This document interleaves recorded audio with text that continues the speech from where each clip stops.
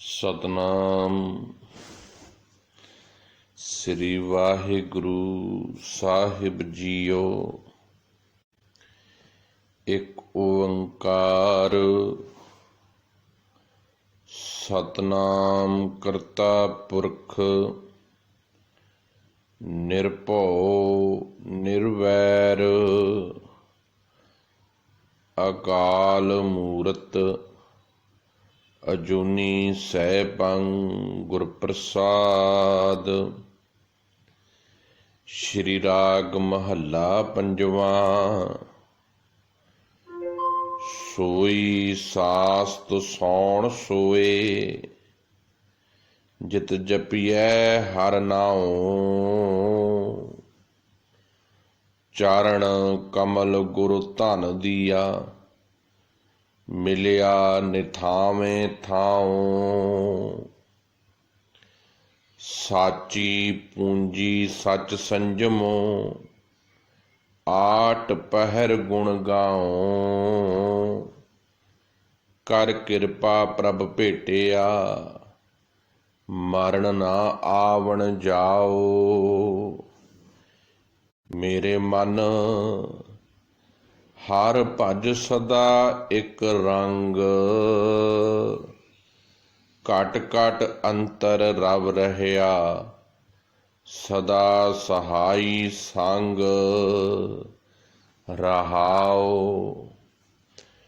ਸੁੱਖਾਂ ਕੀ ਮਿਤ ਕਿਆ ਗਣੀ, ਜਾਂ ਸਿਮਰੀ ਗੋਵਿੰਦ।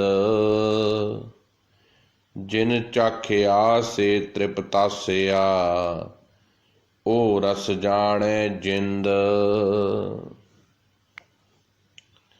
ਸੰਤਾਂ ਸੰਗਤ ਮਨ ਵਸੈ, ਪ੍ਰਭ ਪ੍ਰੀਤਮ ਬਖਸ਼ਿੰਦ। ਜਿਨ ਸੇਵਿਆ ਪ੍ਰਭ ਆਪਣਾ, ਸੋਈ ਰਾਜ ਨਰਿੰਦ। ਔਸਰ ਹਰ ਜਸ ਗੁਣ ਰਮਣ, ਜਿਤ ਕੋਟ ਮੱਜਨ ਇਸ਼ਨਾਨ। ਰਸਨਾ ਉਚਰੈ ਗੁਣਵੰਤੀ, ਕੋਇ ਨ ਪੂਜੈ ਦਾਨ। ਦ੍ਰਿਸ਼ਟ ਧਾਰ ਮਨ ਤਨ ਵਸੈ, ਦਇਆਲ ਪੁਰਖ ਮਿਹਰਵਾਨ। ਜੀਉ ਪਿੰਡ ਧਨ ਤਿਸਕ ਦਾ, ਹਉ ਸਦਾ ਸਦਾ ਕੁਰਬਾਨ। ਮਿਲਿਆ ਕਦੇ ਨਾ ਵਿਛੁੜੈ, ਜੋ ਮਿਲਿਆ ਕਰਤਾਰ। ਦਾਸਾਂ ਕੇ ਬੰਧਨ ਕੱਟਿਆ, ਸਾਚੈ ਸਿਰਜਣਹਾਰ। ਦਾਸਾਂ ਕੇ ਬੰਧਨ ਕੱਟਿਆ, ਸਾਚੈ ਸਿਰਜਣਹਾਰ। ਭੂਲਾ ਮਾਰਗ ਪਾਇਓਨ, ਗੁਣ ਅਵਗੁਣ ਨਾ ਵਿਚਾਰ। ਨਾਨਕ ਤਿਸ ਸ਼ਰਣਾਗਤੀ, ਜੇ ਸਗਲ ਕਟਾ ਆਧਾਰ। ਨਾਨਕ ਤਿਸ ਸ਼ਰਣਾਗਤੀ, ਜੇ ਸਗਲ ਕਟਾ ਆਧਾਰ। ਵਾਹਿਗੁਰੂ ਜੀ ਕਾ ਖਾਲਸਾ, ਵਾਹਿਗੁਰੂ ਜੀ ਕੀ ਫਤਿਹ।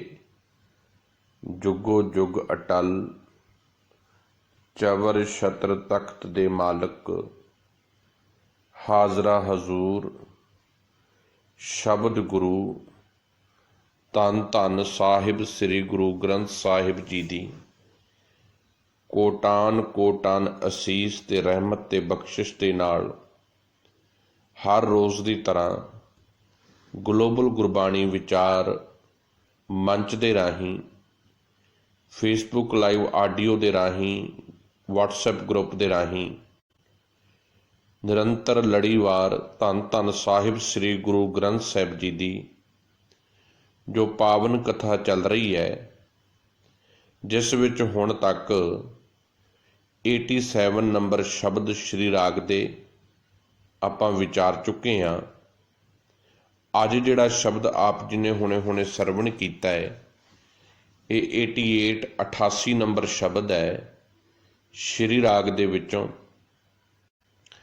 ਤੇ ਸਾਹਿਬ ਪੰਜਵੇਂ ਪਾਤਸ਼ਾਹ ਧੰਨ ਧੰਨ ਸਾਹਿਬ ਸ੍ਰੀ ਗੁਰੂ ਅਰਜਨ ਦੇਵ ਜੀ ਮਹਾਰਾਜ ਜੀ ਦੇ ਪਾਵਨ ਮੁਖਾਰਬਿੰਦ ਤੋਂ ਉਚਾਰਨ ਹੋਇਆ ਹੈ।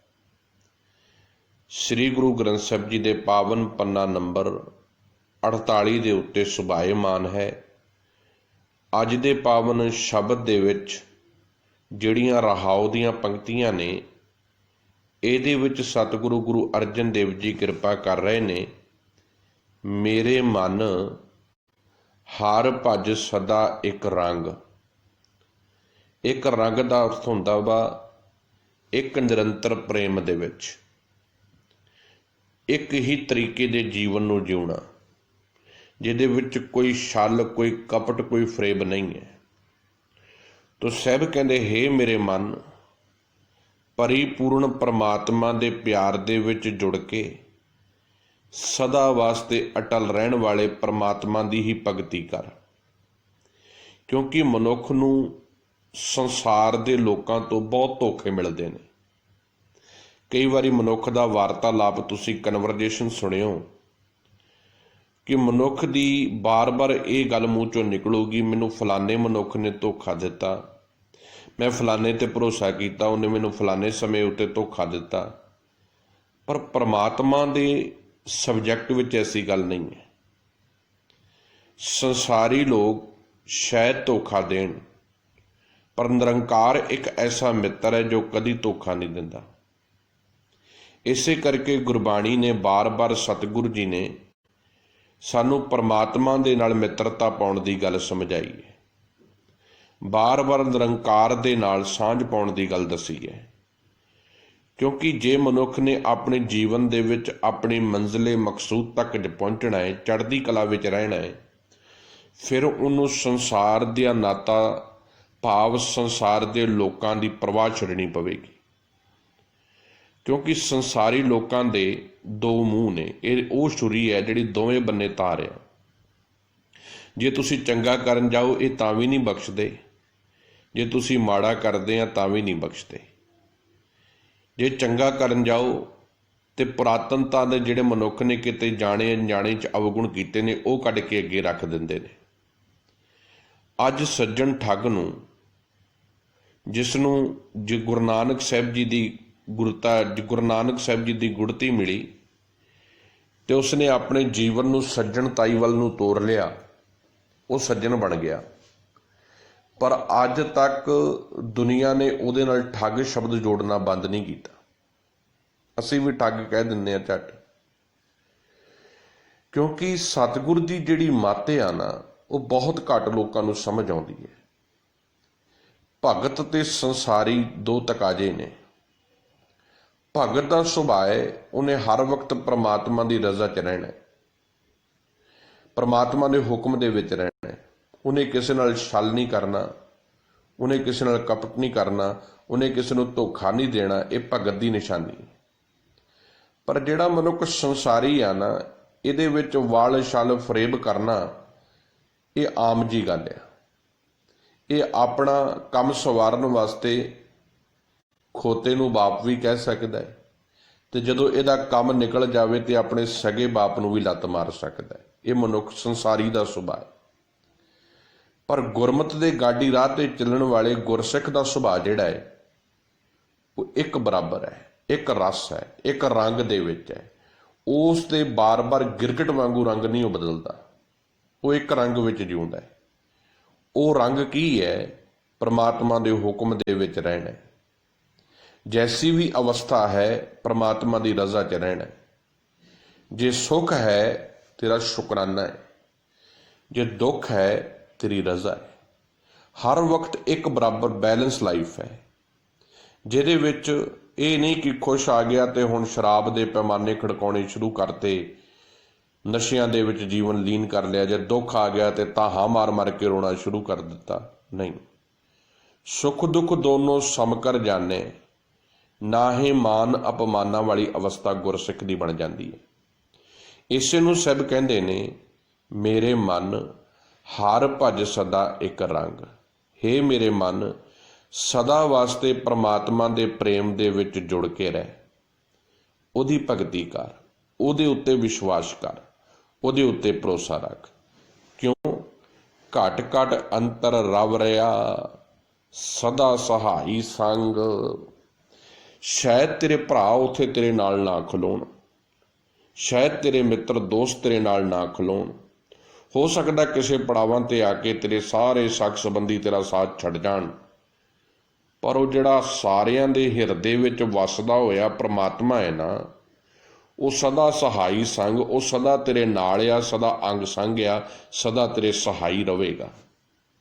ਉਹੀ ਇੱਕ ਐਸਾ ਹੈ ਜੋ ਤੇਰੀ ਮਦਦਗਾਰ ਬਣ ਕੇ, ਤੇਰਾ ਮਦਦਗਾਰ ਬਣ ਕੇ ਤੇਰੀ ਮਦਦ ਵਾਸਤੇ ਆਵੇਗਾ। ਕਿਉਂਕਿ ਉਹਨੂੰ ਕੋਈ ਲਾਲਚ ਨਹੀਂ ਹੈ, ਉਹਨੂੰ ਕੋਈ ਸਵਾਰਥ ਨਹੀਂ ਹੈ ਤੇਰੇ ਕੋਲ। ਮੈਂ ਕਿਸੇ ਦੀ ਮਦਦ ਕਰਾਂਗਾ, 100 ਵਾਰੀ ਪੁੱਛਾਂਗਾ ਵੀ ਤੂੰ ਮੈਨੂੰ ਇਵਜ਼ਾਨੇ ਵਿੱਚ ਕੀ ਦੇਵੇਂਗਾ, ਪਰ ਪ੍ਰਮਾਤਮਾ ਐਸਾ ਨਹੀਂ ਹੈ। ਉਹ ਬਿਨਾਂ ਸਵਾਰਥ ਤੋਂ, ਬਿਨਾਂ ਕਿਸੇ ਲਾਲਚ ਤੋਂ ਮਨੁੱਖ ਦੀ ਜਿਹੜਾ ਹੈ ਸਹਾਇਤਾ ਕਰਦਾ ਹੈ, ਮਨੁੱਖ ਦੀ ਮਦਦ ਕਰਦਾ ਹੈ। ਪਰ ਮਨੁੱਖ ਐਸਾ ਅਕ੍ਰਿਤ ਘਾਣਾ ਹੈ, ਇਹ ਪ੍ਰਮਾਤਮਾ ਨੂੰ ਨਹੀਂ ਯਾਦ ਕਰਦਾ। ਇਹ ਐਸਾ ਅਕ੍ਰਿਤ ਘਾਣਾ ਹੈ, ਇਹ ਲੈ ਲੈਂਦਾ ਹੈ, ਮੁੱਕਰ ਜਾਂਦਾ ਹੈ, ਸੰਸਾਰੀ ਲੋਕਾਂ ਦੀਆਂ ਚਾਪਲੂਸੀਆਂ ਕਰਦਾ ਰਹੇਗਾ, ਪਰ ਪ੍ਰਮਾਤਮਾ ਦੇ ਕਦੀ ਤੇਰਾ ਸ਼ਬਦ ਮੂੰਹ ਚੋਂ ਨਹੀਂ ਕਵੇਗਾ। ਹਰ ਗੱਲ ਮੈਂ ਤੋਂ ਚਾਲੂ ਕਰਦਾ, ਮੈਂ ਤੇ ਮੁਕਾਉਂਦਾ ਹੈ, ਪਰ ਕਦੀ ਨਹੀਂ ਮੂੰਹ ਚੋਂ ਕਹਿੰਦਾ ਕਿ ਰੱਬ ਜੀ ਇਹ ਤੁਸੀਂ ਕੀਤਾ ਹੈ, ਇਹ ਤੁਸੀਂ ਮੇਰੇ ਜੀਵਨ ਨੂੰ ਚੰਗਾ ਕੀਤਾ ਹੈ, ਤੁਸੀਂ ਮੇਰੇ ਤੇ ਕਿਰਪਾ ਕਰਕੇ ਮੈਨੂੰ ਵਿਕਾਰਾਂ ਦੇ ਦਲਦਲ ਵਿੱਚੋਂ ਬਾਹਰ ਕੱਢ ਲਿਆਏ ਆ। ਹਾਂ, ਜੇ ਕਿਤੇ ਇਹਦੇ ਚੱਲੇ ਹੋਏ ਸੁਭਾਅ ਦੇ ਪਿੱਛੇ ਲੱਗ ਕੇ ਕੋਈ ਗਲਤ ਹੋ ਜਾਵੇ, ਫਿਰ ਇਹ ਪਰਮਾਤਮਾ ਨੂੰ ਬਲੇਮ ਕਰਦਾ, ਰੱਬ ਨੇ ਆ ਕੀਤਾ, ਰੱਬ ਨੇ ਮੈਨੂੰ ਧੋਖਾ ਦਿੱਤਾ, ਰੱਬ ਨੇ ਮੇਰੇ ਘਰ ਦੇ ਵਿੱਚ ਦੁੱਖ ਪਾ ਦਿੱਤਾ, ਮੈਂ ਤਾਂ ਇੰਨਾ ਭਗਤ ਸੀ, ਇੰਨੀ ਬੰਦਗੀ ਕਰਦਾ ਸੀ। ਤੁਸੀਂ ਕਦੀ ਖਿਆਲ ਕਰਨਾ, ਕੋਈ ਮਨੁੱਖ ਰੋਜ਼ ਗੁਰਦੁਆਰੇ ਆਉਂਦਾ ਹੈ ਨਾ, ਰੋਜ਼ ਮੱਥੇ ਟੇਕਦਾ ਹੈ, ਰੋਜ਼ ਬਾਣੀ ਪੜ੍ਹਦਾ ਹੈ, ਤੇ ਕਿਤੇ ਉਹਦੇ ਜੀਵਨ ਦੇ ਵਿੱਚ ਕਿਤੇ ਕੋਈ ਟ੍ਰੈਜਡੀ ਵਰਤ ਜਾਵੇ, ਕਿਤੇ ਕੋਈ ਇਨਸੀਡੈਂਟ ਹੋ ਜਾਵੇ, ਤੇ ਜਿਹੜੇ ਸਾਡੇ ਵਰਗੇ ਲੋਕ ਨੇ ਨਾ, ਜਾ ਕੇ ਉਹਦੇ ਘਰ 'ਚ ਗੱਲ ਕਹਿੰਦੇ, ਜੇ ਤੇਰੇ ਨਾਲ ਇਹ ਰੱਬ ਕਰ ਸਕਦਾ ਤੇ ਸਾਡਾ ਕੀ ਹੋਊਗਾ? ਵੀ ਜੇ ਤੇਰੇ ਨਾਲ ਇਹ ਘਾਟਾ ਪੈ ਸਕਦਾ ਤੇ ਸਾਡਾ ਕੀ ਹੋਊਗਾ? ਇਹਦਾ ਮਤਲਬ ਇਹ ਹੈ ਕਿ ਬੰਦਗੀ ਤਾਂ ਕਰਨੀ ਹੈ ਵੀ ਘਾਟਾ ਨਾ ਪਵੇ, ਬੰਦਗੀ ਤਾਂ ਕਰਨੀ ਹੈ ਵੀ ਮੇਰੇ ਘਰ ਵਿੱਚ ਕੋਈ ਮੌਤ ਨਾ ਹੋਵੇ। ਸਭ ਕਹਿੰਦੇ ਇਹ ਤੇ ਕਿਤੇ ਨਹੀਂ ਲਿਖਿਆ ਕਿ ਪਾਠ ਕਰਨ ਵਾਲੇ ਦੇ, ਬਾਣੀ ਪੜ੍ਹਨ ਵਾਲੇ ਦੇ, ਸੇਵਾ ਕਰਨ ਵਾਲੇ ਦੇ ਘਰ ਵਿੱਚ ਮੌਤ ਨਹੀਂ ਹੋਊਗੀ ਜਾਂ ਦੁੱਖ ਨਹੀਂ ਆਵੇਗਾ। ਉਹਦੇ ਘਰ ਵਿੱਚ ਵੀ ਦੁੱਖ ਆਵੇਗਾ, ਉਹਦੇ ਘਰ ਵਿੱਚ ਵੀ ਤਕਲੀਫਾਂ ਆਉਣਗੀਆਂ, ਕਿਉਂਕਿ ਅਸੀਂ ਸੰਸਾਰੀ ਮਨੁੱਖ ਹਾਂ।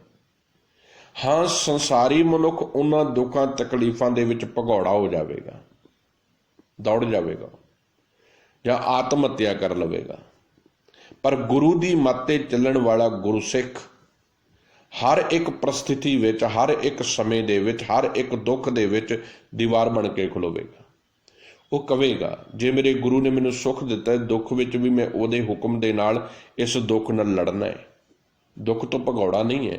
ਕਿਤੇ ਵੀ ਸਿੱਖ ਦੀ ਅਰਦਾਸ ਦੁੱਖ ਤੋਂ ਭੱਜਣ ਦੀ ਨਹੀਂ ਹੈ। ਸਿੱਖ ਦੀ ਅਰਦਾਸ ਹੈ ਦੁੱਖ ਦਾਰੂ ਸੁਖ ਰੋਗ ਪਿਆ।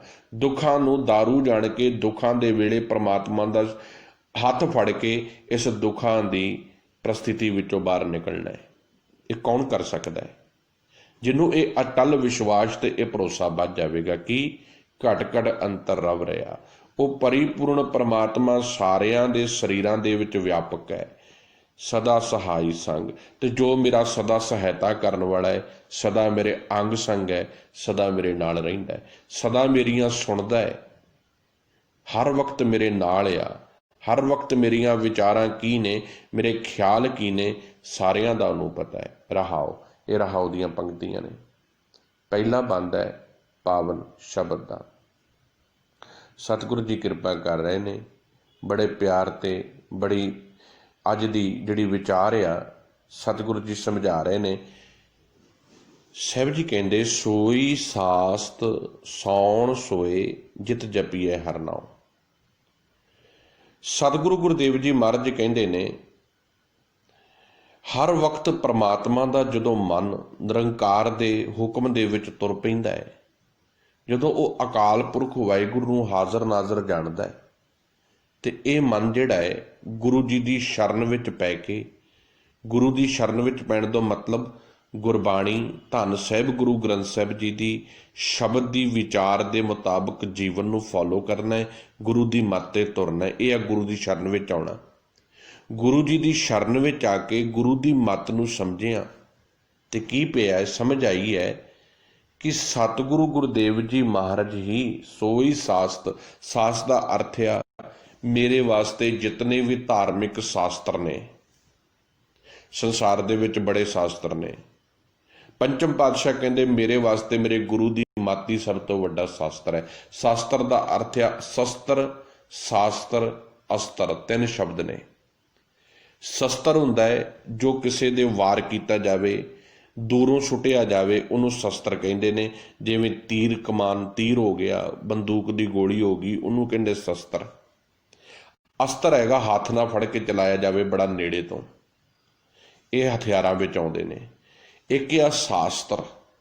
ਸ਼ਾਸਤਰ ਹੈ ਧਾਰਮਿਕ ਵਿਦਿਆ ਦੀਆਂ ਗ੍ਰੰਥਾਂ ਦਾ ਗਿਆਨ, ਤਮਾਮ ਧਾਰਮਿਕ ਦੁਨੀਆ ਦੇ ਗ੍ਰੰਥਾਂ ਦਾ ਗਿਆਨ, ਤਮਾਮ ਦੁਨਿਆਵੀ ਗ੍ਰੰਥਾਂ ਦਾ ਗਿਆਨ। ਸਤਿਗੁਰੂ ਗੁਰਦੇਵ ਜੀ ਮਹਾਰਾਜ ਕਹਿੰਦੇ ਸੋਈ ਸ਼ਾਸਤ।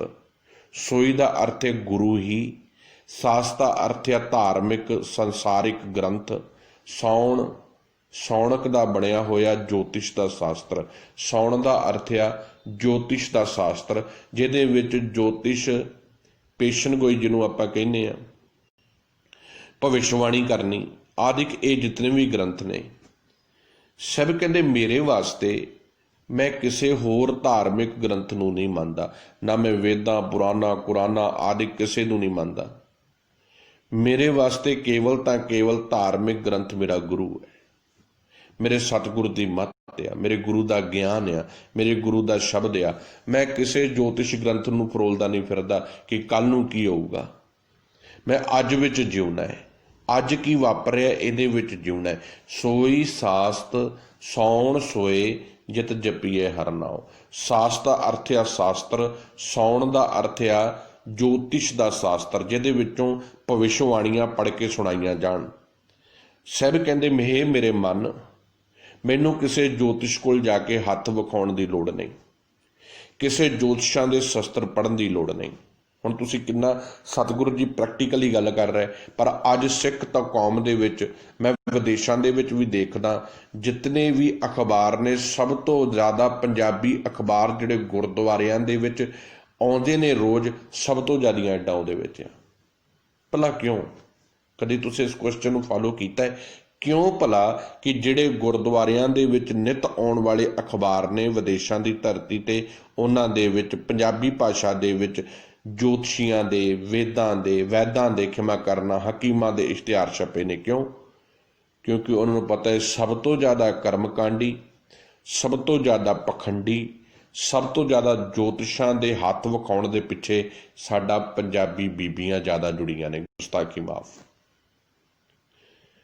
ਫ੍ਰੀ ਟਾਕ ਸ਼ੋਅ ਚੱਲਦੇ ਨੇ, ਕਿੰਨੇ ਕਿੰਨੇ ਪੈਸੇ ਦੇ ਕੇ ਰੇਡੀਓ 'ਤੇ ਟਾਕ ਸ਼ੋਅ ਲੈਂਦੇ ਨੇ, ਉਹ ਕਈ ਘੰਟਿਆਂ ਬੱਧੀ ਚੱਲਦੇ ਨੇ, ਕਾਲਾਂ ਆਉਂਦੀਆਂ ਨੇ, ਹੱਥ ਵਿਖਾਏ ਜਾ ਰਹੇ ਨੇ, ਪੁੱਛਿਆ ਜਾ ਰਿਹਾ ਹੈ ਮੇਰੇ ਪੁੱਤਰ ਦੇ ਘਰ ਦੇ ਵਿੱਚ ਸੰਕਟ ਦੁੱਖ ਕਿਵੇਂ ਦੂਰ ਹੋਏਗਾ, ਮੇਰੇ ਪੁੱਤਰ ਦੇ ਘਰ ਧੀਆਂ ਜੰਮ ਪਈਆਂ ਨੇ, ਪੁੱਤ ਕਦੋਂ ਜੰਮੇਗਾ ਆਦਿਕ। ਇਹ ਸਾਰੀਆਂ ਜੋਤਸ਼ੀਆਂ ਪ੍ਰਕਿਰਿਆਵਾਂ ਦੇ ਪਿੱਛੇ ਅੱਜ ਸਿੱਖ ਵੀ ਤੁਰਿਆ ਫਿਰਦਾ। ਹੁਣ ਅੱਜ ਦਾ ਸ਼ਬਦ ਸਤਿਗੁਰੂ ਜੀ ਕਲੀਅਰ ਕਰ ਰਿਹਾ ਹੈ, ਕਹਿੰਦੇ ਮੇਰੇ ਸਿੱਖ ਵਾਸਤੇ ਕੋਈ ਜੋਤਿਸ਼ ਨੂੰ ਹੱਥ ਵਿਖਾਉਣਾ, ਕੋਈ ਜੋਤਿਸ਼ ਸ਼ਸਤਰ ਪੜ੍ਹਨ ਦੀ ਕੋਈ ਲੋੜ ਨਹੀਂ ਹੈ। ਮੇਰੇ ਵਾਸਤੇ ਮੇਰਾ ਗੁਰੂ ਹੀ ਮੇਰਾ ਜੋਤਿਸ਼ ਹੈ, ਮੇਰੇ ਵਾਸਤੇ ਮੇਰਾ ਗੁਰੂ ਹੀ ਸਭ ਤੋਂ ਵੱਡੇ ਸ਼ਸਤਰ ਨੇ, ਸਭ ਤੋਂ ਵੱਡੇ ਗ੍ਰੰਥ ਨੇ, ਸਭ ਤੋਂ ਵੱਡੇ ਵਿਦਿਅਕ ਗ੍ਰੰਥ ਨੇ। ਮੇਰੇ ਵਾਸਤੇ ਮੇਰੇ ਗੁਰੂ ਦੀ ਮੱਤ ਹੀ ਸਭ ਕੁਝ ਹੈ।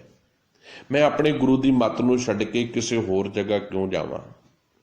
ਮੈਂ ਆਪਣੇ ਗੁਰੂ ਦਾ ਆਸਰਾ ਛੱਡ ਕੇ ਕਿਸੇ ਹੋਰ ਦੇ ਕੋਲ ਕਿਉਂ ਜਾ ਕੇ ਤਰਲੇ ਲਵਾਂ? ਮੈਂ ਆਪਣੇ ਗੁਰੂ ਦਾ ਦਰ ਛੱਡ ਕੇ, ਰੋਜ਼ ਆਪਾਂ ਇੱਕ ਸ਼ਬਦ ਗਾਉਂਦੇ ਆ, ਮੈਂ ਥਾਉ ਨਾਹੀਂ, ਮੈਂ ਹੋਰ ਥਾਉ ਨਾਹੀਂ, ਜਿਸ ਪੈ ਕਰੂੰ ਬੇਨੰਤੀ, ਮੇਰਾ ਦੁੱਖ ਸੁੱਖ ਤੁਧ ਹੀ ਪਾਸ। ਕਦੀ ਇਹਨੂੰ ਵਿਸ਼ਵਾਸ ਵੀ ਕੀਤਾ ਹੈ? ਕਦੀ ਇਸ ਸ਼ਬਦ ਉੱਤੇ ਭਰੋਸਾ ਵੀ ਕੀਤਾ ਹੈ ਕਿ ਹੇ ਮੇਰੇ ਪ੍ਰਮਾਤਮਾ ਜੀ, ਮੇਰਾ ਦੁੱਖ ਸੁੱਖ ਸਭ ਤੇਰੇ ਕੋਲ ਹੀ ਹੈ, ਮੈਂ ਤੇਰੇ ਤੋਂ ਬਿਨਾਂ ਕਿਤੇ ਹੋਰ ਜਾਣਾ ਹੀ ਨਹੀਂ। ਪਰ ਸਭ ਕਹਿੰਦੇ ਬਹੁਤ ਘੱਟ ਹੈ। ਜਿੰਨਾ ਅੱਜ ਸਿੱਖਾਂ ਦੇ ਵਿੱਚ ਪਖੰਡਿਆਨਾ, ਜਿੰਨਾ ਭਰਮ ਜਾਲ ਸਿੱਖਾਂ 'ਚ ਪਾ ਦਿੱਤਾ ਗਿਆ ਹੈ, ਜਿੰਨਾ ਅਸੀਂ ਜੋਤਸ਼ੀਆਂ ਦੇ ਹੱਥ ਵਿਖਾਉਣ ਪਿੱਛੇ ਅਸੀਂ ਤੁਰੇ ਫਿਰਦੇ ਹਾਂ, ਇੰਨਾ ਹੋਰ ਕੋਈ ਨਹੀਂ ਜੇ। ਤੋ ਸਾਹਿਬ ਜੀ ਕਲੀਅਰ ਕਰ ਰਿਹਾ ਹੈ ਕਹਿੰਦੇ ਹੇ ਮੇਰੇ ਮਨ, ਗੁਰੂ ਜੀ ਦੀ ਸ਼ਰਨ ਪਿਆ ਹੀ, ਗੁਰੂ ਦੀ ਮੱਤ ਨੂੰ ਲਿਆ ਹੀ ਇਹ ਗੱਲ ਸਮਝ ਆਉਂਦੀ ਹੈ ਕਿ ਸਤਿਗੁਰੂ ਹੀ ਸਭ ਤੋਂ ਵੱਡਾ ਸ਼ਾਸਤਰ ਹੈ, ਸਤਿਗੁਰੂ ਹੀ ਜੋਤਿਸ਼ ਸ਼ਾਸਤਰ ਹੈ, ਕਿਉਂਕਿ ਉਸ ਗੁਰੂ ਦੇ ਰਾਹੀਂ ਹੀ, ਗੁਰੂ ਜੀ ਦੀ ਮੱਤ 'ਤੇ ਤੁਰਿਆ ਹੀ ਅੱਜ ਨੂੰ ਸੰਵਾਰਿਆ ਜਾ ਸਕਦਾ ਹੈ। ਅੱਜ ਸੰਵਾਰਿਆ ਜਾ ਸਕਦਾ ਹੈ ਹਰ ਵਕਤ ਕਰਤਾ ਅਕਾਲ ਪੁਰਖ ਪਰਮਾਤਮਾ ਨੂੰ ਯਾਦ ਵਿੱਚ ਰੱਖਿਆ। ਅੱਜ ਸੰਵਾਰਿਆ ਜਾ ਸਕਦਾ ਹੈ ਹਰ ਵਕਤ ਨਿਰੰਕਾਰ ਦੇ ਹੁਕਮ ਦੇ ਵਿੱਚ ਤੁਰਿਆ। ਕੱਲ ਦੀ ਚਿੰਤਾ ਨਾ ਕਰੋ, ਕੱਲ ਆਪਣੇ ਆਪ ਸਵਰ ਜਾਵੇਗਾ। ਜੇ ਅੱਜ ਵਧੀਆ ਹੈ, ਅੱਜ ਕਦਮ ਜਿਹੜਾ ਮਜ਼ਬੂਤੀ ਦਾ ਹੈ, ਨੀਂਹ ਮਜ਼ਬੂਤੀ ਦੀ ਰੱਖੀ ਹੈ, ਬਿਲਡਿੰਗ ਜਿੰਨੀ ਮਰਜ਼ੀ ਖੜੀ ਕਰ ਲਓ, ਕੱਲ ਆਪਣੇ ਆਪ ਸਵਰ ਜਾਵੇਗਾ। ਅਸੀਂ ਅੱਜ ਨੂੰ ਛੱਡ ਕੇ ਕੱਲ ਨੂੰ ਲੱਭ ਰਹੇ ਹਾਂ। ਇਸੇ ਕਰਕੇ ਭਟਕਣਾ 'ਚ ਹਾਂ, ਦੁਖੀ ਹਾਂ, ਤਕਲੀਫ 'ਚ ਹਾਂ। ਸਾਹਿਬ ਜੀ ਅੱਜ ਦੇ ਸ਼ਬਦ ਦੇ ਵਿੱਚ ਤਮਾਮ ਤਕਲੀਫਾਂ ਦਾ ਹੱਲ ਕਰਦੇ ਹੋਏ ਬੜੀ ਕਲੀਅਰਲੀ ਇਹ ਗੱਲ ਸਮਝਾਉਂਦੇ ਨੇ। ਕਹਿੰਦੇ ਐ ਮੇਰੇ ਗੁਰੂ ਨਾਨਕ ਦੇ ਸਿੱਖ ਅਖਾਉਣ ਵਾਲੇ ਜੀਵ, ਇੱਕ ਤੈਨੂੰ ਮੈਂ ਹੁਕਮ ਲਾਉਣਾ ਹੈ ਕਿ ਸਤਿਗੁਰ ਤੋਂ ਬਿਨਾਂ ਕਿਤੇ ਹੋਰ ਜਾਣ ਦੀ ਲੋੜ ਹੀ ਨਹੀਂ। ਆਪਣੇ ਗੁਰੂ ਨੂੰ ਪੁੱਛ, ਆਪਣੇ ਗੁਰੂ ਦੇ ਰਾਹੀਂ ਆਪਣੇ ਜੀਵਨ ਨੂੰ ਸੱਚ ਦੇ ਰਾਹ 'ਤੇ ਤੋਰ। ਚਰਨ ਕਮਲ ਗੁਰ ਧਨ ਦੀਆ, ਮਿਲਿਆ ਨਿਥਾਵੇਂ ਥਾਉ। ਗੁਰੂ ਚਰਨ ਕਮਲ, ਚਰਨ ਕਮਲ ਅਰਥ ਆ ਕੌਲ ਫੁੱਲਾਂ ਵਰਗਾ ਸੋਹਣਾ। ਕਮਲ ਦਾ ਅਰਥ ਆ ਕੌਲ, ਲੋਟਸ ਜਿਹਨੂੰ ਆਪਾਂ ਕਹਿੰਦੇ ਚਰਨ। ਚਰਨ ਹੁਣ ਕਿਹੜੇ ਨੇ? ਹੁਣ ਇੱਥੇ ਦੇਹਧਾਰੀ ਚਰਨਾਂ ਦੀ ਥੋੜ੍ਹੀ ਗੱਲ ਚੱਲ ਰਹੀ ਹੈ। ਸਤਿਗੁਰੂ ਜੀ ਨੇ, ਕਿਉਂਕਿ ਗੁਰਮਤਿ ਵਿੱਚ ਤੇ ਦੇਹ ਗੁਰੂ ਹੈ ਹੀ ਨਹੀਂ। ਅਸੀਂ ਕਿਸੇ ਦੇਹ ਨੂੰ ਥੋੜ੍ਹੀ ਜਾ ਕੇ ਮੱਥਾ ਟੇਕਦੇ। ਸਾਡੇ ਵਾਸਤੇ ਸਾਡਾ ਗੁਰੂ ਗੁਰੂ ਸ਼ਬਦ ਹੈ। ਹੁਣ ਗੁਰੂ ਜੀ ਦੇ ਚਰਨ ਕਿਹੜੇ ਨੇ? ਗੁਰੂ ਦਾ ਸ਼ਬਦ। ਹੁਣ ਗੁਰੂ ਦਾ ਸ਼ਬਦ ਕੀ ਹੈ? ਕਹਿੰਦੇ ਕਮਲ ਦੇ ਫੁੱਲ ਵਰਗਾ ਕੋਮਲ ਹੈ, ਜੋ ਜੀਵਨ ਦੇ ਵਿੱਚ ਸੱਚ ਦਾ ਪ੍ਰਗਾਸ਼ ਕਰਦਾ ਹੈ। ਪਰ ਇਹ ਸ਼ਬਦ ਰੂਪੀ, ਚਰਨਾ ਰੂਪੀ, ਸ਼ਬਦ ਰੂਪੀ ਕੌਲ ਫੁੱਲ ਕਿੰਨੇ ਦਿੱਤੇ ਨੇ? ਗੁਰੂ ਧਨ ਦੀਆ, ਗੁਰੂ ਜੀ ਨੇ ਦਿੱਤੇ ਨੇ। ਗੁਰੂ ਜੀ ਦੇ ਰਾਹੀਂ ਮਿਲੇ ਨੇ। ਰਾਰੇ ਨੂੰ ਸਿਹਾਰੀ ਹੈ। ਮਿਲਿਆ ਨਿਥਾਵੇਂ ਥਾਉ। ਤੇ ਜਿਹਨੂੰ ਕੋਈ ਕਿਤੇ ਟਿਕਾਣਾ ਨਹੀਂ ਸੀ ਮਿਲਦਾ, ਜੋ ਨਿਥਾਵਾਂ ਹੋ ਕੇ ਘੁੰਮ ਰਿਹਾ ਸੀ, ਨਿਆਸਰਾ ਹੋ ਕੇ ਘੁੰਮ ਰਿਹਾ ਸੀ, ਉਹਦਾ ਆਸਰਾ ਗੁਰੂ ਬਣ ਗਿਆ। ਸਮੁੱਚੀ ਪੰਕਤੀ ਦੇ ਅਰਥ ਨੇ, ਕਹਿੰਦੇ ਜਿਸ ਨਿਆਸਰੇ ਬੰਦੇ ਨੂੰ, ਜਿਹਦਾ ਕੋਈ ਆਸਰਾ ਨਾ ਬਣੇ, ਕੋਈ ਸਹਾਰਾ ਨਾ ਬਣੇ, ਜਦੋਂ ਉਹ ਗੁਰੂ ਜੀ ਦੇ ਕੋਲ ਆ ਜਾਵੇ, ਗੁਰੂ ਦੀ ਮੱਤ ਲੈ ਲਵੇ, ਗੁਰੂ ਜੀ ਦੇ ਸ਼ਬਦ ਨੂੰ ਫੋਲੋ ਕਰ ਲਵੇ, ਗੁਰਬਾਣੀ ਦੇ ਦੱਸੇ ਹੋਏ ਵਿਧਾਨ ਮੁਤਾਬਕ ਜੀਵਨ ਜਿਉਣ ਲੱਗ ਪਵੇ, ਤੇ ਕੀ ਹੁੰਦਾ ਹੈ ਫਿਰ ਉਹਦੇ ਜੀਵਨ 'ਚ? ਉਹਦੇ ਜੀਵਨ ਵਿੱਚ ਪਰਿਪੂਰਨ ਪ੍ਰਮਾਤਮਾ ਦੇ ਗੁਣਾ ਰੂਪੀ ਸੋਹਣੇ ਚਰਨਾਂ ਦੇ ਨਾਲ ਉਹਦੀ ਪ੍ਰੀਤ ਬਣ ਜਾਂਦੀ ਹੈ। ਗੁਰੂ ਜੀ ਉਹਦੇ ਅੰਦਰ ਸ਼ਬਦ ਗੁਰੂ ਦੇ ਚਰਨਾਂ ਨੂੰ ਟਿਕਾ ਦਿੰਦੇ ਹਨ ਤੇ ਉਹਦਾ ਮਤ ਹਿਰਦੈ ਚਰਨ ਸ਼ਬਦ ਸਤਿਗੁਰੂ ਕੋ ਨਾਨਕ ਬਾਂਧਿਓ ਪਾਲ।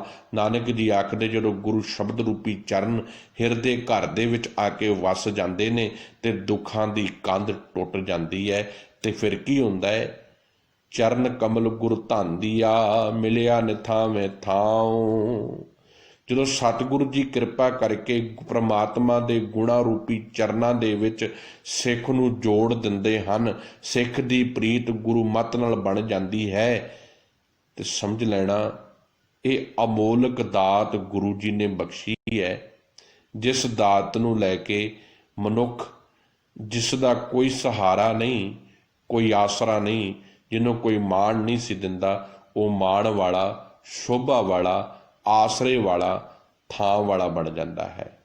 ਧੰਨ ਗੁਰੂ ਅਮਰਦਾਸ ਸਾਹਿਬ ਜੀ ਦੀ ਪ੍ਰਤੱਖ ਮਿਸਾਲ ਹੈ। ਇਸੇ ਕਰਕੇ ਆਪਾਂ ਸਤਿਗੁਰੂ ਗੁਰੂ ਅਮਰਦਾਸ ਸਾਹਿਬ ਜੀ ਨੂੰ ਨਿਮਾਣਿਓ ਕੇ ਮਾਣ, ਨਿਤਾਣਿਓ ਕੇ ਤਾਣ, ਨਿਉਟਿਓ ਕੀ ਓਟ ਗੁਰੂ ਕਹਿੰਦੇ ਆ। ਧੰਨ ਗੁਰੂ ਅਮਰਦਾਸ ਸਾਹਿਬ ਜੀ। ਸਾਚੀ ਪੂੰਜੀ ਸੱਚ ਸੰਜਮੋ, ਆਟ ਪਹਿਰ ਗੁਣ ਗਾਓ। ਸਾਚੀ ਦਾ ਅਰਥ ਆ ਸਦਾ ਥਿਰ ਰਹਿਣ ਵਾਲੀ। ਪੂੰਜੀ ਦਾ ਅਰਥ ਆ ਰਾਸ, ਜਿਹਨੂੰ ਆਪਾਂ ਪੋਕਟ ਮਨੀ ਕਹਿੰਦੇ ਆ, ਸਰਮਾਇਆ। ਜਿਵੇਂ ਅਸੀਂ ਸੰਸਾਰ ਵਿੱਚ ਰਹਿੰਦੇ ਹਾਂ ਨਾ, ਅਸੀਂ ਆਪਣੀ ਜੇਬ ਦੇ ਵਿੱਚ ਪੈਸੇ ਰੱਖਦੇ ਹਾਂ ਹਰ ਵਕਤ, ਪਤਾ ਨਹੀਂ ਕਦੋਂ ਲੋੜ ਪੈ ਜਾਵੇ। ਇਵੇਂ ਜੀਵਨ ਦੀ ਯਾਤਰਾ ਦੀ ਆਤਮਾ ਤੋਂ ਪਰਮਾਤਮਾ ਤੱਕ ਪਹੁੰਚਣ ਦੀ ਜਿਹੜੀ ਰਾਸ ਪੂੰਜੀ ਹੈ, ਉਹਨੇ ਚੰਗੇ ਗੁਣ, ਚੰਗਾ ਜੀਵਨ। ਸੰਜਮੋਂ ਦਾ ਅਰਥ ਆ ਇੰਦਰੀਆਂ ਨੂੰ ਵਿਕਾਰਾਂ ਤੋਂ ਵਸ ਵਿੱਚ ਕਰਨਾ। ਇੰਦਰੀਆਂ ਕਿਹੜੀਆਂ? ਅੱਖਾਂ, ਕੰਨ, ਜੀਭਾ, ਪੈਰ, ਹੱਥ, ਇਹ ਸਾਰੇ ਗਿਆਨ ਇੰਦਰੀ ਨੇ। ਇਹਨਾਂ ਨੂੰ ਵਿਕਾਰਾਂ ਤੋਂ ਵਸ ਵਿੱਚ ਕਰਨਾ ਹੈ। ਕਿਵੇਂ ਕਰਨਾ ਹੈ? ਸਾਹਿਬ ਕਹਿੰਦੇ, ਹੇ ਮੇਰੇ ਮਨ, ਸਾਚੀ ਪੂੰਜੀ ਸੱਚ ਸੰਜਮੋ, 8 ਪਹਿਰ ਗੁਣ ਗਾਓ। ਹੇ ਮੇਰੇ ਮਨ, 8 ਪਹਿਰ, 4 ਪਹਿਰ ਰਾਤ, 4 ਪਹਿਰ ਦਿਨ। ਗੱਲ ਕੀ, ਹਰ ਪਲ, ਹਰ ਘੜੀ, ਹਰ ਸਮੇਂ ਪਰਿਪੂਰਨ ਪਰਮਾਤਮਾ ਦੇ ਹੀ ਗੁਣ ਗਾਉਂਦਾ ਰਿਹਾ ਕਰ। ਹਮੇਸ਼ਾ ਉਹਨੂੰ ਹੀ ਐਪਰੀਸ਼ੀਏਟ ਕਰਿਆ ਕਰ, ਉਹਦੇ ਹੁਕਮ ਦੇ ਵਿੱਚ ਹੀ ਤੁਰਿਆ ਕਰ, ਉਹਦੀ ਰਜ਼ਾ ਵਿੱਚ ਹੀ ਰਿਹਾ ਕਰ, ਕਿਉਂਕਿ ਇਹ ਸਦਾ ਕਾਇਮ ਰਹਿਣ ਵਾਲਾ ਸਰਮਾਇਆ ਹੈ। ਇਹ ਸਦਾ ਟਿਕਣ ਵਾਲਾ ਪਰਮਾਤਮਾ ਦਾ ਨਾਮ ਰੂਪੀ ਧਨ ਹੈ, ਜੋ ਕਦੀ ਤੇਰਾ ਸਾਥ ਨਹੀਂ ਛੱਡੇਗਾ, ਤੇ ਜਿਹਦੇ ਨਾਲ ਇਹ ਇੰਦਰੀਆਂ ਨੂੰ ਵੀ ਤੂੰ ਕਾਬੂ ਕਰ ਸਕੇਗਾ। ਇਹ ਇੰਦਰੀਆਂ ਜਿਹੜੀਆਂ ਵਿਕਾਰਾਂ ਦੇ ਪਿੱਛੇ ਲੱਗ ਕੇ ਨਿਤ ਤੰਗ ਕਰਦੀਆਂ ਨੇ, ਇਹ ਇੰਦਰੀਆਂ ਗੁਰਮਤਿ ਦੇ ਗਾਡੀ ਰਾਹ ਤੇ ਚੱਲ ਕੇ ਅੰਮ੍ਰਿਤ ਬੋਲੇ ਸਦਾ ਮੁਖ ਵੈਣੀ, ਅੰਮ੍ਰਿਤ ਵੇਖੇ ਪਰਖੇ ਸਦਾ ਨੈਣੀ।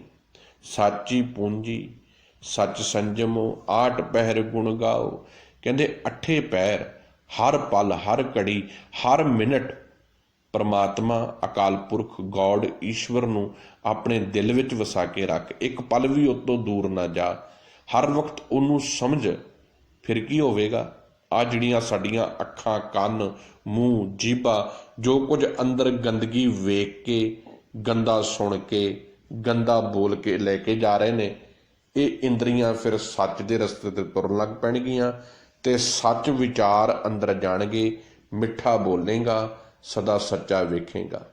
ਇਹ ਕਰਮ ਦੀ ਕਰਨ ਦੀ ਨਿਸ਼ਾਨੀ ਹੈ। ਜਦੋਂ ਪਰਮਾਤਮਾ ਜ਼ਿਹਨ 'ਚ ਹੁੰਦਾ ਹੈ ਨਾ, ਉਦੋਂ ਵਿਚਾਰ ਮੈਲੇ ਨਹੀਂ ਹੁੰਦੇ।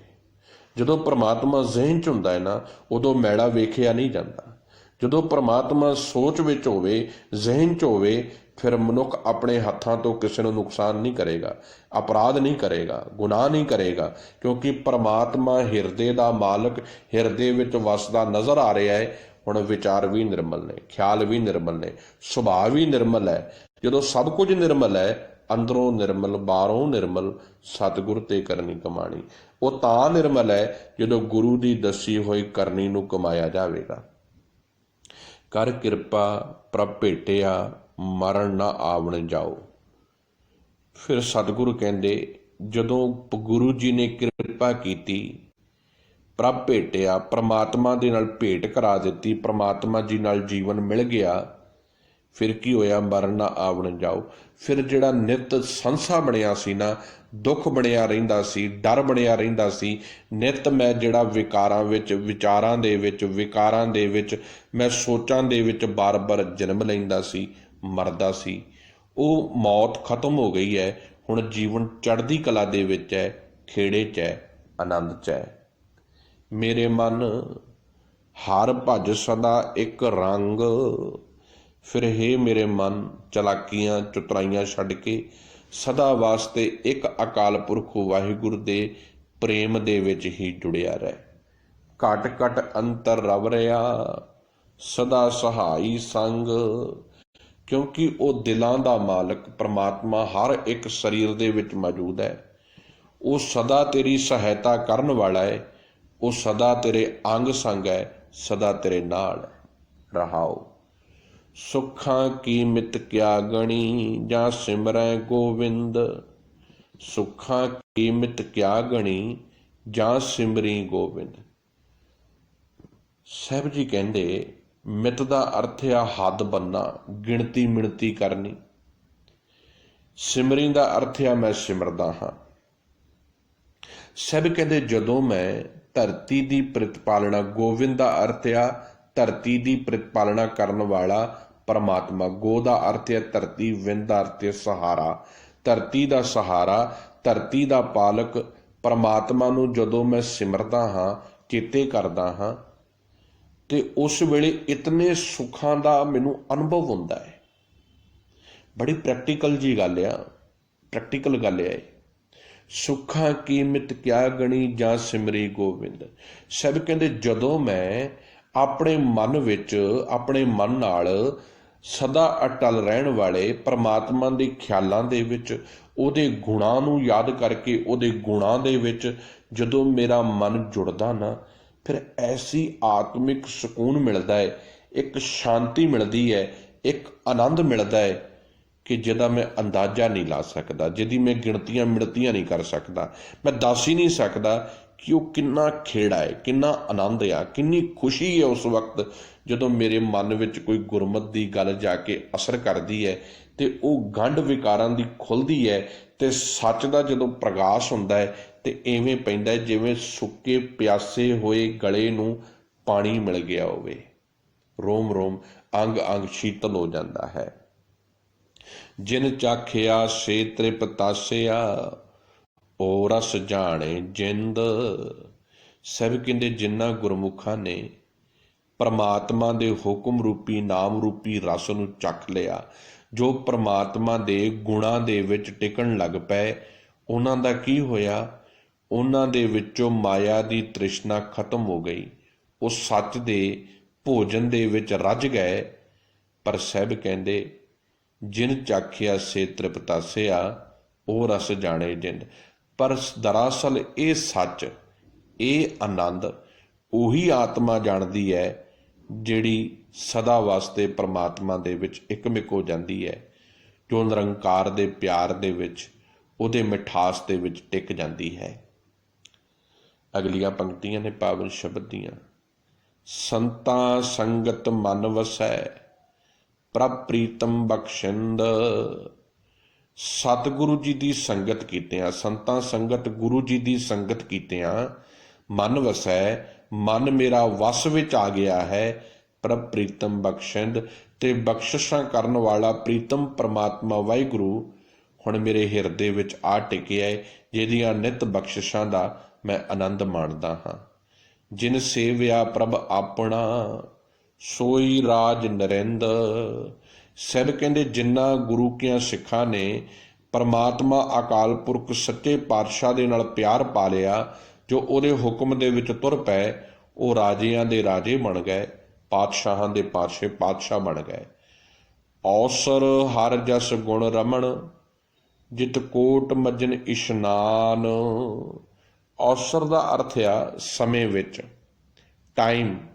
ਜਿਤ ਔਸਰ, ਜਿਸ ਸਮੇਂ ਦੇ ਵਿੱਚ। ਮੱਜਨ, ਮੱਜਨ ਦਾ ਅਰਥ ਆ ਇਸ਼ਨਾਨ ਕਰਨਾ, ਸਰੀਰ ਨੂੰ ਧੋਣਾ, ਨਹਾਉਣਾ, ਜਿਹਨੂੰ ਆਪਾਂ ਕਹਿੰਦੇ ਬਾਥ ਕਰਨਾ। ਕਹਿੰਦੇ ਜਿਸ ਸਮੇਂ ਵਿੱਚ ਮਨੁੱਖ ਦਾ ਮਨ ਪਰਮਾਤਮਾ ਦੇ ਗੁਣਾਂ ਨੂੰ ਗਾਉਂਦਾ ਹੈ, ਨਿਰੰਕਾਰ ਦੀ ਸਿਫਤ ਸਲਾਹ ਕਰਦਾ ਹੈ ਤੇ ਪਰਮਾਤਮਾ ਨੂੰ ਹਰ ਵਕਤ ਯਾਦ ਵਿੱਚ ਰੱਖਦਾ ਹੈ, ਤੇ ਕਹਿੰਦੇ ਉਸ ਸਮੇਂ ਮਨ ਨੂੰ ਕੀ ਹੋ ਰਿਹਾ ਹੈ, ਕੀ ਕਿਰਿਆ, ਕੀ ਮਨੁੱਖ ਦੇ ਨਾਲ ਉਸ ਸਮੇਂ ਵਰਤ ਰਿਹਾ ਹੈ। ਔਸਰ ਹਰ ਜਸ ਗੁਣ ਰਮਣ। ਔਸਰ ਸਮਾਂ, ਟਾਈਮ, ਹਰ ਜਸ, ਜਿਸ ਸਮੇਂ ਮਨੁੱਖ ਪਰਮਾਤਮਾ ਦੀ ਵਡਿਆਈ ਕਰਦਾ ਹੈ, ਉਹਦੀ ਸਿਫਤ ਕਰਦਾ ਹੈ ਕਿ ਹੇ ਨਿਰੰਕਾਰ ਜੀ ਤੁਸੀਂ ਇਹ ਸਭ ਕੁਝ ਮੈਨੂੰ ਦਿੱਤਾ ਹੈ। ਕਹਿੰਦੇ ਉਸ ਸਮੇਂ ਕੀ ਹੁੰਦਾ ਹੈ? ਉਹ ਮਨ ਪਰਮਾਤਮਾ ਦੇ ਗੁਣ ਗਾ ਰਿਹਾ ਹੈ। ਹੁਣ ਸਿਮਰਨ ਕਰਨ ਦੀ ਟੈਕਨੀਕ ਗੁਰੂ ਸਾਹਿਬ ਸਮਝਾ ਰਿਹਾ। ਕਿਵੇਂ ਸਿਮਰਨ ਕੀਤਾ ਜਾ ਰਿਹਾ ਹੈ? ਕਿ ਚੌਂਕੜੇ ਮਾਰ ਕੇ? ਨਹੀਂ। ਸਾਹਿਬ ਕਹਿੰਦੇ ਜਿਸ ਸਮੇਂ ਤੇਰਾ ਮਨ ਅਕਾਲ ਪੁਰਖ ਦੇ ਕੀਤੇ ਹੋਏ ਪਰ ਉਪਕਾਰਾਂ ਨੂੰ, ਜੋ ਕੁਝ ਉਹਨੇ ਤੈਨੂੰ ਜੀਵਨ ਵਿੱਚ ਦਿੱਤਾ ਹੈ, ਜਦੋਂ ਤੂੰ ਉਹਨਾਂ ਉਪਕਾਰਾਂ ਨੂੰ ਪਰ ਚੇਤੇ ਕਰਕੇ, ਉਹ ਦਾਤਾ ਨੂੰ ਚੇਤੇ ਕਰਕੇ ਇਹ ਕਹਿਣਾ ਹੈ ਕਿ ਇਹ ਅਕਾਲ ਪੁਰਖ ਨੇ ਦਿੱਤੇ ਨੇ, ਇਹ ਪ੍ਰਮਾਤਮਾ ਜੀ ਤਰੁੱਠੇ ਨੇ, ਇਹ ਉਹਨਾਂ ਨੇ ਦਿੱਤਾ ਹੈ। ਉਸ ਸਮੇਂ ਕੀ ਹੋ ਰਿਹਾ ਹੈ? ਜਿਤ ਕੋਟ ਮਜਨ ਇਸ਼ਨਾਨ। ਤੇ ਤੇਰਾ ਮਨ ਕਰੋੜਾਂ ਤੀਰਥਾਂ ਤੇ ਇਸ਼ਨਾਨਾਂ ਤੋਂ ਉੱਪਰ ਉੱਠ ਕੇ ਸੱਚ ਦਾ ਇਸ਼ਨਾਨ ਕਰ ਰਿਹਾ ਹੈ। ਸੱਚ ਦੇ ਪਵਿੱਤਰਤਾ ਗੁਰੂ ਸ਼ਬਦ ਦੇ ਨਾਲ ਆਪਣੇ ਮਨ ਨੂੰ ਧੋ ਰਿਹਾ ਹੈ। ਜਦੋਂ ਤੇਰਾ ਮਨ ਗੁਰਬਾਣੀ ਦੇ ਰਾਹੀਂ ਪਰਮਾਤਮਾ ਦੇ ਗੁਣ ਗਾਉਂਦਾ ਹੈ, ਜਦੋਂ ਤੂੰ ਪਰਮਾਤਮਾ ਦੀ ਸਿਫਤ ਸਲਾਹ ਕਰਦਾ ਹਾਂ। ਦੁਬਾਰਾ ਪੰਕਤੀ ਸਮਝ ਲਈਏ। ਔਸਰ ਹਰ ਜਸ ਗੁਣ ਰਮਣ। ਔਸਰ ਦਾ ਸਮਾਂ, ਹਰ ਜਸ ਜਿਸ ਪਰਮਾਤਮਾ ਦਾ ਸਿਮਰਨ, ਗੁਣ ਰਮਣ। ਸਮਝ ਲਾ ਉਦੋਂ ਤੂੰ ਪਰਮਾਤਮਾ ਦੇ ਗੁਣ ਰਮਣ ਦਾ ਅਰਥ ਆ ਗਾ ਰਿਹਾ ਹੈ। ਜਿਸ ਸਮੇਂ ਤੂੰ ਪਰਮਾਤਮਾ ਦੇ ਗੁਣਾਂ ਨੂੰ ਗਾ ਰਿਹਾ ਹੈ, ਜਿਤ ਕੋਟ ਮਜਨ ਇਸ਼ਨਾਨ, ਉਹ ਸਮਾਂ ਮਾਨੋ ਤੂੰ ਕਰੋੜਾਂ ਤੀਰਥਾਂ ਦੇ ਇਸ਼ਨਾਨ ਕਰ ਗਿਆ ਹੈ। ਭਾਵ ਤੇਰਾ ਮਨ ਗੁਰੂ ਬਾਣੀ, ਗੁਰੂ ਪਾਤਸ਼ਾਹ ਪਰਮਾਤਮਾ ਅਕਾਲ ਪੁਰਖ ਦੇ ਸੱਚ ਦੇ ਗੁਣਾਂ ਨੂੰ ਗਾ ਕੇ ਉਹਨੇ ਆਪਣਾ ਇਸ਼ਨਾਨ ਕਰ ਲਿਆ ਹੈ, ਮਨ ਧੁੱਪ ਗਿਆ ਹੈ, ਮਨ ਨਿਰਮਲ ਹੋ ਗਿਆ ਹੈ। ਮਨੋਂ ਤੋਂ ਕਰੋੜਾਂ ਤੀਰਥਾਂ ਦਾ ਭ੍ਰਮਣ ਕਰਕੇ ਜਿੰਨਾ ਇੱਕ ਮਹਾਤਮ ਕਰੋੜਾਂ ਤੀਰਥਾਂ ਦੇ ਇਸ਼ਨਾਨਾਂ ਦਾ ਹੈ, ਉਹਨਾਂ ਗੁਰੂ ਦੇ ਸਿੱਖ ਨੂੰ ਗੁਰੂ ਦੀ ਮੱਤ ਤੋਂ ਮਿਲਦਾ ਹੈ। ਜਦ ਕਿ ਕਰੋੜਾਂ ਤੀਰਥਾਂ ਦੇ ਇਸ਼ਨਾਨਾਂ ਤੇ ਜਾਣ ਦੀ ਲੋੜ ਕੋਈ ਨਹੀਂ ਹੈ। ਇਹਦਾ ਕੋਈ ਮਹਾਤਮ ਨਹੀਂ ਖਿਮਾ ਕਰਨਾ। ਮਹੱਤਵ ਹੈਗਾ ਸੱਚ ਨੂੰ ਸਮਝਣਾ। ਇਹ ਤੇ ਸਤਿਗੁਰੂ ਜੀ ਇੱਕ ਗੱਲ ਸਮਝਾ ਰਹੇ ਨੇ ਉਹਨਾਂ ਲੋਕਾਂ ਨੂੰ ਜਿਹੜੇ ਕਹਿੰਦੇ ਨੇ ਤੀਰਥਾਂ ਦੇ ਉੱਤੇ ਜਾ ਕੇ ਨਹਾਉਣਾ ਬੜਾ ਜ਼ਰੂਰੀ ਹੈ। ਸਾਹਿਬ ਕਹਿੰਦੇ ਮੇਰੇ ਵਾਸਤੇ ਹਰ ਵਕਤ ਪ੍ਰਮਾਤਮਾ ਦੇ ਗੁਣ ਗਾਉਣੇ, ਜਿਸ ਸਮੇਂ ਮੈਂ ਨਿਰੰਕਾਰ ਦੇ ਕੀਤੇ ਹੋਏ ਮੇਰੇ ਉੱਤੇ ਉਪਕਾਰਾਂ ਨੂੰ ਚੇਤੇ ਕਰਦਾ ਹੈ, ਉਹਦੇ ਗੁਣ ਗਾਉਣਾ ਹੈ, ਮੇਰੇ ਵਾਸਤੇ ਉਹ ਇਸ਼ਨਾਨ ਹੈ ਆਪਣੇ ਮਨ ਦਾ, ਆਪਣੇ ਹਿਰਦੇ ਦਾ। ਇਹ ਗੱਲ ਮੈਂ ਤਾਂ ਦੁਬਾਰਾ ਜ਼ੋਰ ਲਾ ਕੇ ਕਹੀ ਹੈ ਕਿ ਸਾਨੂੰ ਇਹਦੇ ਅਰਥ ਸਮਝ ਆ ਜਾਣ। ਰਸਨਾ ਉਚਰੈ ਗੁਣਵੰਤੀ, ਕੋਏ ਨਾ ਪੂਜੈ ਦਾਨ। ਰਸਨਾ ਦਾ ਅਰਥ ਹੈ ਜੀਭ, ਗੁਣਵੰਤੀ ਭਾਗਾਂ ਵਾਲੀ ਜੀਭ। ਸਭ ਕਹਿੰਦੇ ਜੇ ਕੋਈ ਜੀਭ ਭਾਗਾਂ ਵਾਲੀ ਹੈ, ਉਹ ਤਾਂ ਭਾਗਾਂ ਵਾਲੀ ਹੈ ਜੇ ਮਨੁੱਖ ਆਪਣੀ ਇਸ ਜੀਭਾ ਤੋਂ ਪਰਮਾਤਮਾ ਦੇ ਗੁਣ ਉਚਾਰਦਾ ਹੈ। ਆਨੰਦ ਸਾਹਿਬ ਦੀ ਪਾਵਨ ਬਾਣੀ ਵਿੱਚ ਸਾਹਿਬ ਕਹਿੰਦੇ ਨਾ, ਇਹ ਰਸਨਾ ਤੂੰ ਅਨਰਸ ਰਾਚ ਰਹੀ, ਤੇਰੀ ਪਿਆਸ ਨਾ ਜਾਏ। ਸਭ ਕਹਿੰਦੇ ਤੂੰ ਪਦਾਰਥਾਂ ਦੇ ਰਸਾਂ ਨੂੰ ਮਾਣਦੀ ਰਹਿੰਦੀ ਹੈ, ਇਵੇਂ ਨਹੀਂ ਪਿਆਸ ਜਾਣੀ। ਜੇ ਪਿਆਸ ਬੁਝਾਉਣੀ ਚਾਹੁੰਦੀ ਹੈ ਤੇ ਇਸ ਜੀਭਾ ਤੋਂ ਪਰਮਾਤਮਾ ਦੇ ਗੁਣ ਗਾ। ਰਸਨਾ ਜਪੇ ਨਾ ਨਾਮ, ਤਿਲ ਤਿਲ ਕਰ ਕੱਟੀ ਹੈ। ਸਭ ਕਹਿੰਦੇ ਜਿਹੜੀ ਜੀਭਾ ਪਰਮਾਤਮਾ ਦਾ ਸ਼ੁਕਰਾਨਾ ਨਹੀਂ ਨਾ ਕਰਦੀ, ਉਹ ਤਿਲ ਤਿਲ ਕਰਕੇ ਕੱਟ ਦੇਣੀ ਚਾਹੀਦੀ ਹੈ। ਰਸਨਾ ਉਚਰੈ ਗੁਣਵੰਤੀ, ਕੋਏ ਨਾ ਪੂਜੈ ਦਾਨ। ਸਭ ਕਹਿੰਦੇ ਉਹ ਰਸਨਾ ਬਹੁਤ ਗੁਣਾਂ ਵਾਲੀ ਹੈ, ਜਿਹੜੀ ਰਸਨਾ ਹਰ ਵਕਤ ਪਰਮਾਤਮਾ ਦੇ ਗੁਣਾਂ ਦਾ ਜੀਭਾ ਤੋਂ ਉਚਾਰਨ ਕਰਦੀ ਹੈ। ਹਰ ਵਕਤ ਜਿਹਦੀ ਜੀਭ ਪਰਮਾਤਮਾ ਦੀ ਬੰਦਗੀ ਕਰਦੀ ਹੈ, ਕੋਏ ਨਾ ਪੂਜੈ ਦਾਨ। ਕਹਿੰਦੇ ਇਹਦੇ ਬਰਾਬਰ ਪਰ ਜੀਭਾ ਤੋਂ ਪਰਮਾਤਮਾ ਦਾ ਸ਼ੁਕਰਾਨਾ ਕਰਨਾ, ਇਹਦੇ ਬਰਾਬਰ ਕੋਈ ਵੱਡੀ ਪੂਜਾ ਨਹੀਂ, ਕੋਈ ਦਾਨ ਨਹੀਂ। ਸਭ ਤੋਂ ਵੱਡਾ ਦਾਨ, ਸਭ ਤੋਂ ਵੱਡੀ ਪੂਜਾ ਇਸ ਜੀਭਾ ਤੋਂ ਪਰਮਾਤਮਾ ਦੇ ਗੁਣ ਗਾਉਣੇ ਨੇ। ਦੇਖੋ ਕਿੰਨਿਆਂ ਸਵਾਲਾਂ ਦੇ ਜਵਾਬ ਸਤਿਗੁਰੂ ਜੀ ਦੇ ਰਹੇ।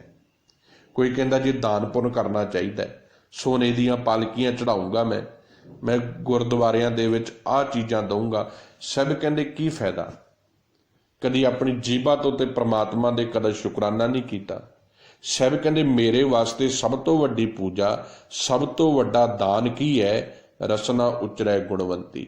ਜਦੋਂ ਮੇਰੀ ਜੀਭਾ ਗੁਣਾਂ ਦੇ ਮਾਲਕ ਪਰਮਾਤਮਾ ਦੇ ਗੁਣ ਗਾਉਂਦੀ ਹੈ, ਮੇਰੇ ਵਾਸਤੇ ਇਹੀ ਸਭ ਤੋਂ ਵੱਡੀ ਪੂਜਾ ਹੈ, ਇਹੀ ਸਭ ਤੋਂ ਵੱਡਾ ਦਾਨ ਹੈ। ਦ੍ਰਿਸ਼ਟ ਧਾਰ ਮਨ ਤਨ ਵਸੈ, ਦਇਆਲ ਪੁਰਖ ਮਿਹਰਵਾਨ।